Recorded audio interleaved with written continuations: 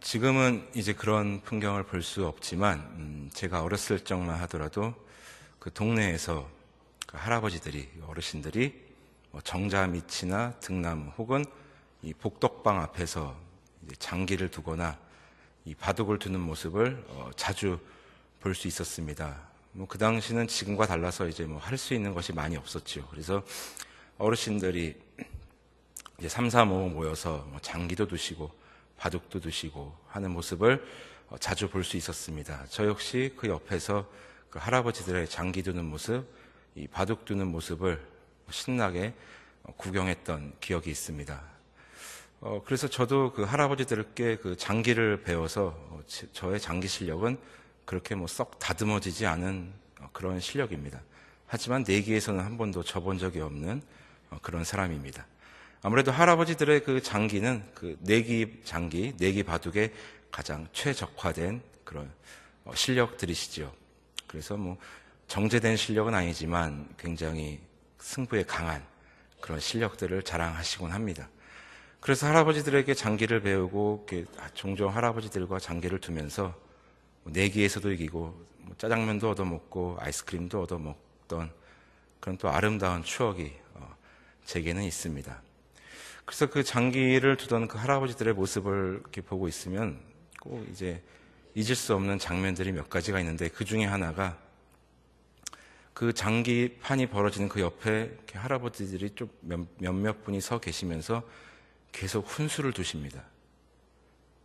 장기에 임해서 대국을 하시는 분들보다 더 열을 내서 이제 훈수를 내시던 모습들이 이제 기억이 납니다. 거기서 차를 움직이면 어떡해. 그 졸은 그냥 죽게 내버려둬. 헤이, 또 마가 걸러 갔네. 이러면서 계속 장기를 두십니다. 그러다가 이제 싸움이 벌어지죠. 그럼 네가 둬. 이러면서 막 싸움이 벌어지고, 저는 또 그 옆에서 그 싸움을 신나게 구경하고 그랬던 모습이 지금도 생생히 기억에 남습니다. 정말 이 훈수를 두시던 할아버지들을 보면은 정말 프로 기사가 따로 없습니다. 아주 해설위원들이시죠. 정말 바둑이나 장기의 대가들이 아닐까 그런 생각이 듭니다. 그런데 그렇게 훈수의 열을 올리시던 분들이 막상 대국에 임하면 굉장히 겸손해지십니다. 침묵하시고 겸손하시고, 그렇게 열을 내며 훈수를 두시던 실력가들은 다 어디로 가고 아마추어 중에 아마추어, 거의 초보자에 가까운 모습을 보이시기도 합니다. 아무래도 판에 이제 들어오면 시야가 굉장히 좁아지지요. 판 밖에서 그 판을 내려다보면은 아무래도 양쪽의 수가 다 보이니 아무래도 훈수 두기에는 용이할지 모르겠습니다. 그러나 판에 들어오게 되면 보이지 않습니다. 자기 앞에 그 한 수 두기에 급급하다 보니 장고 끝에 악수를 두기도 하고, 아니면 어이없는 수를 두기도 하고, 또 상대의 꼼수에 넘어가서 그 판을 잃기도 하고, 또 그러니 또 기분이 나빠지시겠죠. 어쨌든 이 훈수라는 것이 제3자 입장에서 볼 때는 굉장히 뭔가 보이는 것 같고 이제 결정을 내리고 말을 하기는 쉬우나, 막상 그것에 임하게 되면은 쉽지 않은 것이 바로 이 훈수이고 또 바둑이고 장기인 것 같습니다. 그리고 이 훈수란 말은 비단 장기나 바둑에서 쓰는 것이 아니라 쓸 뿐만 아니라 우리의 삶 속에서 누군가 일에 간섭할 때, 아니면 잔소리할 때, 혹은 충고할 때, 또는 오지랖을 부릴 때 이 훈수를 둔다라는 말을 우리는 쓰곤 합니다. 그래서 훈수라는 단어는 어떤 긍정적인 단어보다는 좀 성가신 단어이기도 하죠. 아무리 우리가 사랑을 가지고 애정을 가지고 말을 한다 할지라도 듣는 이에 따라서 그것이 잔소리로 들릴 수도 있고 오지랖으로 들릴 수도 있고 또 훈수로 들릴 수도 있기 때문에 굉장히 조심스러운 것이 사실입니다. 그래서 어떤 사람이 계속해서 훈수를 두다 보면 우리는 이런 말을 하죠. 당신이나 잘해. 이런 말을 하곤 합니다. 그래서 우리가 훈수를 둘 때, 어떠한 말을 할 때는 정말 조심해야 되는 것이 아닌가라는 생각을 하게 되는데, 그런데 오늘 우리가 읽은 이 본문에서는 실로 위대한, 반박할 수 없는, 반박 불가의 그런 훈수를 두시는 분이 나옵니다. 바로 예수 그리스도이십니다. 우리는 사복음서를 통해서 예수 그리스도를 만날 수 있습니다. 마태, 마가, 누가, 요한복음을 통해서 예수 그리스도를 만날 수 있습니다. 혹시 여러분 그런 생각 안 해보셨습니까? 왜 굳이 사복음서가 있나? 내용이 다 비슷비슷하고 다 거기서 거긴데 그냥 마태복음만 읽어도 혹은 마가복음만 읽어도 아니면은 요한복음만 읽어도 예수님에 대해서 잘 알 수 있는데 굳이 사복음서를 우리에게 주신 이유가 무엇일까? 이런 생각 혹시 해보신 적 없는지요? 하나님께서 우리에게 사복음서를 주신 이유는 저는 그렇게 생각합니다. 예수 그리스도에 대해서 더 구체적으로 그리고 더 입체적으로 알 수 있게끔 그렇게 예수 그리스도를 만날 수 있게끔 우리에게 주신 것이 아닌가 그렇게 생각을 합니다. 마태복음에서 마가복음에서 누가복음에서 또 요한복음에서 그 예수 그리스도를 우리가 구체적으로 또 입체적으로 만날 수 있게 되는 것이지요.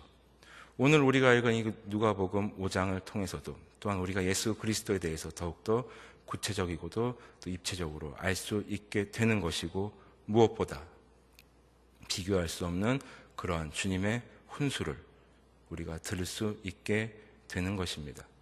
오늘의 본문은 여러분들 다 아시는 것처럼 베드로가 예수 그리스도의 제자로 이제 들어가는 그러한 장면을 기록하고 있는 것입니다. 여러분 알다시피 베드로는 게네사렛 호숫가, 즉 갈릴리 호수죠. 갈릴리 호숫가에서 잔뼈가 굵은 거기서 자라고 그리고 거기서 어업을 통해 생계를 이뤄가는 그러한 어부입니다. 우리가 알고 있듯이 베드로는 가방끈도 짧고 많이 배우지도 못한 그런 예수님의 제자였지만 그러나 어업에 있어서만큼은 프로였습니다. 그 호숫가에 대해서 누구보다 잘 알고 있었습니다. 이 베드로는 또 어느 날처럼 이제 고기를 잡으러 이제 호숫가로 호기롭게 나아갔겠지요. 그러나 밤새 그물을 내리고 수고했지만 아무것도 잡을 수 없었습니다. 쉽게 말해 그의 하루를 완전히 공치게 되었습니다. 베드로는 그날 잡아 그날 생활하던 그런 생계형 어부였는데 그날 하루를 완전히 공쳤으니 얼마나 기분이 상했겠습니까? 정말 낙심했겠지요. 그리고 오늘 하루는 또한 어떻게 살아가지 그러한 걱정도 했을 것입니다.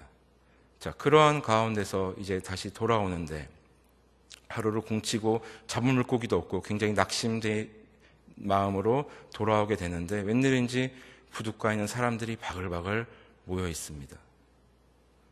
하루를 공쳤고 잡은 물고기도 없고 낙심되고 힘들고 피곤하고 그런 상태 또 부둣가의 사람도 바글바글한 모습을 보니 이제는 짜증도 났겠지요. 여러분 그런 경우 있지 않으십니까? 정말 뭔가 하나가 꼬여서 안 되고 정말 힘든 하루가 여러분들 분명히 있을 것입니다. 짜증도 많이 솟구치고 그럴 때 여러분 이런 경험 하신 적 없으십니까? 너무 허탈해서 헛웃음이 나오신 적이 그런 경험이 없으신지요? 아마 베드로가 그런 상황이 아닐까 생각이 되어집니다. 자, 그렇게 와서 이제 그물을 씻고 다시 돌아갈 채비를 하는데 예수님께서 베드로에게 말씀하십니다. 저 깊은 데로 가서 그물을 내려보아라. 이렇게 말씀하십니다. 자, 아까도 말씀드렸지만 베드로는 프로 어부입니다. 어업의 달인이고 게네사렛 호숫가에서 잔뼈가 굵은 그러한 사람입니다. 그 누구보다 어업에 대해서 호숫가에 대해서 잘 알고 있는 사람입니다. 그에 반해 예수님은 어부가 아닙니다. 당시 예수님의 직업은 목수셨습니다. 베드로가 물의 일을 했었다면 예수님은 육지의 일을 했던 분이셨습니다. 그런 분이 어부에게 훈수를 둡니다. 저 멀리 가서 깊은 데로 가서 그물을 한번 내려봐. 참 가당치도 않은 훈수일 수도 있겠죠. 프로 어부에게 목수가 훈수를 두는 것입니다. 쉽게 말해서 이런 것입니다. 제가 감히 우리 담임 목사님께, 목사님, 목회란 이런 것입니다. 이렇게 하시는 게 어떻겠습니까? 이렇게 훈수를 두는 거랑 뭐 다를 바가 있겠습니까? 만약에 제가 그런다면 저는 어느 날 갑자기 조용히 사라지겠지요. 자, 그런 가운데서 베드로는 5절을 통해서 이렇게 예수님께 이야기합니다. 본문 5절입니다. 시몬이 대답하여 이르되 선생님 우리들이 밤이 새도록 수고하였으되 잡은 것이 없지만은 말씀에 의지하여 내가 그물을 내리리이다 하고, 해가 뜬 오전에는 이 물고기들이 얕은 물가로 이동하여 먹이 활동을 한다고 합니다. 그러니 깊은 곳에서는 물고기가 잡힐 리 없지요. 그 사실을 누구보다 잘 아는 베드로는 예수님의 이런 황당한 말씀에, 황당할 수 있는 말씀에 순종하여서 깊은 데로 가서 그물을 내립니다. 그리고 그 결과는 여러분들 다 아시는 것처럼 그물이 찢어질 정도로 많은 물고기를 잡게 됩니다. 여러분, 베드로는 많이 배우지 못했고 많이 아는 것은 없지만 그렇다고 해서 그는 바보가 아니었습니다. 이 평생을 어업으로 살아왔던 사람이고, 그리고 그런 호숫가에서 거친 삶을 살아왔기 때문에 자신의 재산, 자신이 잡은 물고기들쯤은 방어할 수 있는 그런 사람이었습니다. 그렇기 때문에 사람 볼 줄 아는 눈도 있었을 것입니다. 저 사람이 나에게 해가 될지 아니면 이익이 될지 그 정도는 분간할 줄 아는 그러한 현장의 사람이었던 것입니다. 그런데 그런 베드로가, 사람 볼 줄 아는 베드로가 예수님의 말씀에 순종하여 깊은 데로 가서 그물을 내립니다. 왜 그런가 하니 베드로는 이미 예수님의 그 능력을 경험했었기 때문입니다. 우리가 읽지는 않았지만 그 앞장 4장에서는 베드로의 장모님을 고쳐주시는 예수 그리스도를 베드로는 경험했기 때문입니다. 4장 39절입니다. 예수께서 가까이 서서 열병을 꾸짖으신데 병이 떠나고 여자가 곧 일어나 그들에게 수종드니라. 자신의 장모님을 고쳐주신 예수 그리스도의 능력을 베드로는 알고 있었기 때문입니다. 그리고 이 문제의 근본적인 해결을 주실 분이 예수 그리스도이심을 그는 알았기 때문에 주님의 훈수에 귀를 기울이고 그 말씀에 따라 그물을 내리게 되는 것입니다.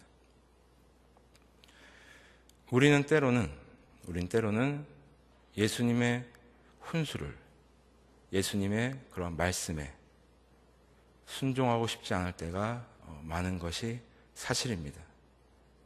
예수님의 그 훈수가 부담으로 다가올 때가 있는 것이 사실입니다. 나의 지식과 나의 경험이 내 인생을 더 윤택하게 할 수 있을 것만 같은 그런 생각도 하는 것이 사실입니다.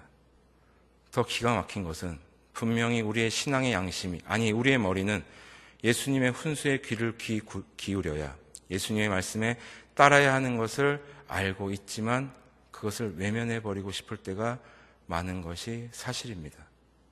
더 쉽게 말하면 하나님의 뜻에 나의 삶을 맡기는 것이 아니라 하나님 앞에 나의 뜻을 끝까지 관철시키고자 노력하는 모습들이 우리 안에 있다는 것입니다.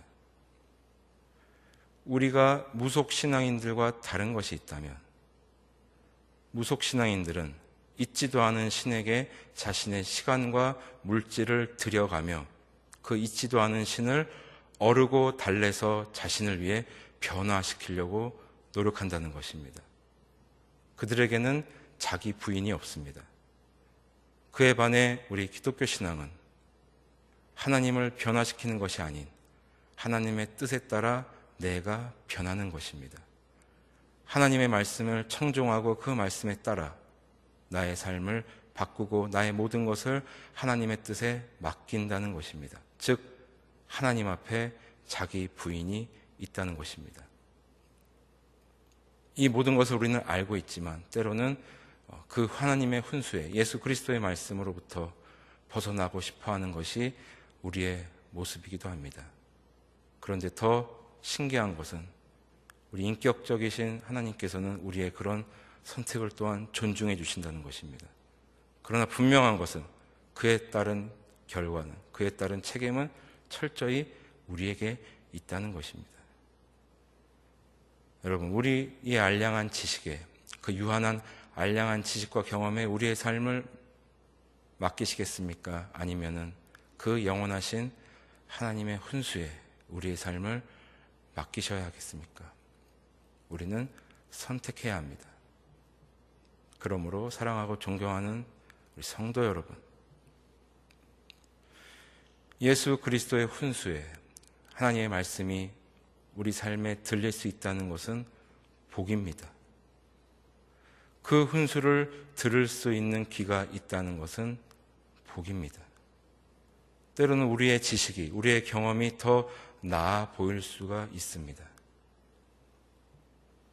그러나 오늘 베드로의 모습을 통해 진정한 훈수는 무엇인가? 우리의 삶을 인도하시며 우리 삶에 말씀하시고 우리의 삶을 인도하시는 분은 누구신가? 우리는 깨닫고 알아야 합니다. 그리고 그 하나님을 만나야 하는 것입니다. 우리가 그러한 삶을 살아갈 때, 우리가 그 하나님의 절대적인 훈수 앞에 청종할 때, 우리는 그때야 비로소 구원의 즐거움을 회복하게 되는 것입니다. 하나님의 훈수가 우리 삶에 가득하다는 것은, 무엇보다 그 훈수를 들을 수 있는 귀가 있다는 것은 복입니다. 그러한 은혜가 우리 삶에 중단 없이 이어지는 것이야말로 진정한 그리스도인으로서 누릴 수 있는 복이 아닐까 생각되어집니다. 특별히 사순절 넷째 주를 우리는 지나고 있습니다.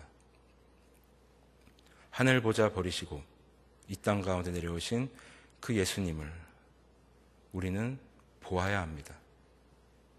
그분의 말씀을 우리는 들을 수 있어야 합니다. 우리가 그러한 삶을 살아갈 때 하나님은 더욱 하나님 되실 것이고 우리 그리스도인들은 그 가치가 더욱더 빛을 발하게 될 것입니다. 뿐만 아니라 그 훈수를 통해 우리의 삶은 더욱더 하나님의 뜻에 부합되는 삶을 살게 될 것이고 그러한 삶을 통해 하나님 나라는 확장되어질 것입니다. 그리고 무엇보다 더욱 중요한 것은 우리의 그런 삶을 통해 불신자들이 하나님을 보게 될 것입니다. 아무쪼록 그러한 은혜가 우리 삶에 중단 없이 이어졌으면 좋겠습니다. 그리고 우리의 삶에 하나님의 훈수가, 하나님 앞에 서는 그 순간까지 하나님의 훈수가 우리의 삶에 가득했으면 좋겠습니다. 가득할 뿐만 아니라 그 훈수에 청종하여 그 하나님 말씀대로 살아가는 우리 모두가 되시기를, 우리 부평 동부교회가 되기를 주님의 이름으로 소원합니다. 하나님 감사합니다. 무엇보다 우리의 삶에 그 영원하신 훈수를 날마다 주셔서 감사합니다.